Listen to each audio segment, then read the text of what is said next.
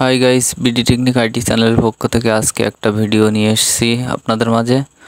আজকে দেখাবো এই গাড়িটা কি করে তার চার্জিং সিস্টেম থেকে ব্যাটারি লাগানো পর্যন্ত একটা সিস্টেম দেখিয়েছি। এটা আমি আজকে দেখাচ্ছি কোথা থেকে কোথায় কানেকশনটা চলে গেছে। চার্জার পয়েন্ট থেকে মোটর পর্যন্ত প্লাস মাইনাস কানেকশন, সুইচ থেকে মোটর পর্যন্ত, সেইখান থেকে ব্যাটারি কানেকশন নিচে এসেছে, আর ব্যাটারি থেকে প্লাস কানেকশন আবার চলে গেছে মোটরে। এই আগে পেন্সিল ব্যাটারি ছিল, এটা আর নেই। এখন সম্পূর্ণ মোবাইলের ব্যাটারি দিয়ে গাড়িটা চলবে। দেখুন আমি এবার এই গাড়িটা চালিয়ে দেখাবো।